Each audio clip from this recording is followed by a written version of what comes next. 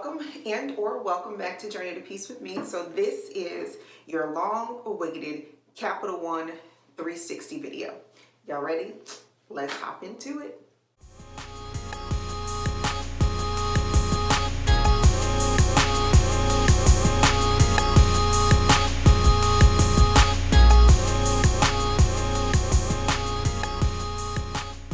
So this video is about Capital One 360, the account, what you can do, and how you can get into it. Hopefully, this is going to be a very quick video just to give you a rundown of the Capital One 360 accounts.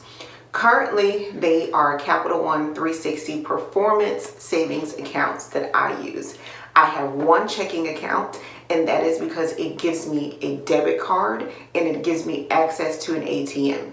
The ATMs are all around town, but the easiest locations for me to find them have been Targets. They are inside of the Targets right when you go into the entrance of the store.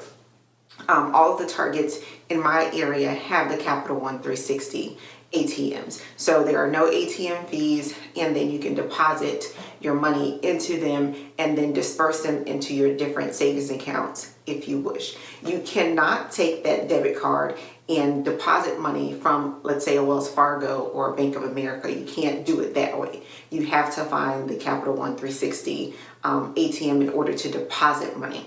But you can also just transfer money into those accounts from your Bank of America or your Wells Fargo account, so you're not having to carry all of that money with you into, let's say, a Target, if you will. So what I do for my Capital One 360 accounts is I have created separate accounts in the online banking system for all of my sinking funds. So I have my checking account, which is what I use for all things car related. So my gas goes into the checking account. My money that I'm putting aside every pay period for the car insurance, that goes into the checking account. Outside of that, everything else goes into the performance savings account. So I'm looking to the left, it's because I have the screen up. Okay, so I have the emergency fund. I have my 26 weeks savings challenge fund. I have the 5s and 1s challenge fund, paycheck savings challenge. I have vacation, Christmas, school, birthday, home maintenance, and each of my children, two of them have a savings account here. So how many is that? I think that was at 9 accounts here.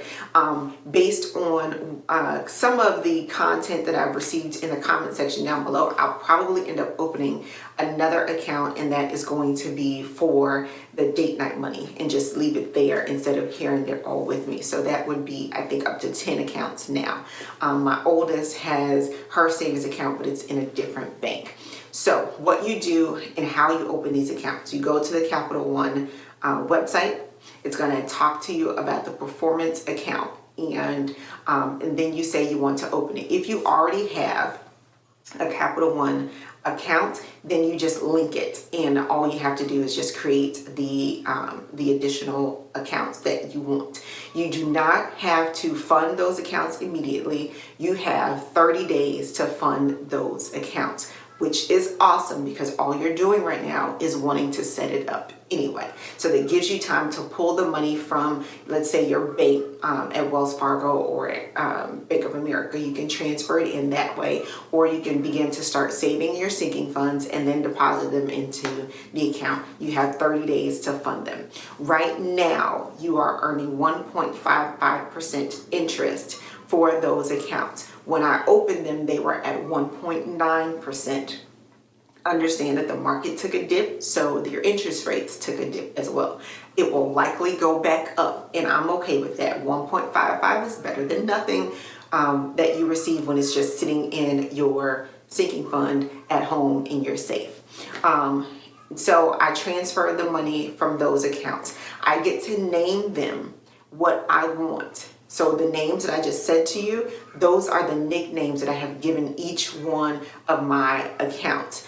They start with a number as usual, and then you can go in and you can name them. You can reorder them based on what your preference is and what you want to see first. You have access to it on the online, the app, and you have access to it on your website. And so this is what I do. So when I tell you that I have these accounts and I'm just transferring money between them, that's what I do. So if I'm going to deposit the money into the account from Target, what I do is I take all of the money that I have. You can deposit up to 50 bills at one time.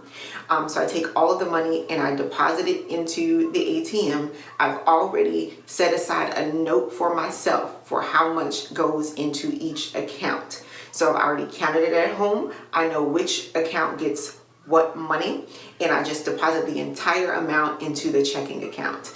It is accessible immediately when you put it into the ATM. So once I get home, I will transfer the money from the checking account to the specific savings account that I need to put it into. So if I've deposited $200 into the checking account and that was supposed to go into my emergency fund, I can immediately transfer that over into the emergency fund. So what I'm going to do is I'm going to put a screen up here so that you can see what I'm talking about and you can see what it looks like. So each one of my accounts has that money in there. I have my Wells Fargo account set to automatically transfer money over every month for my car insurance payment. That automatically goes there.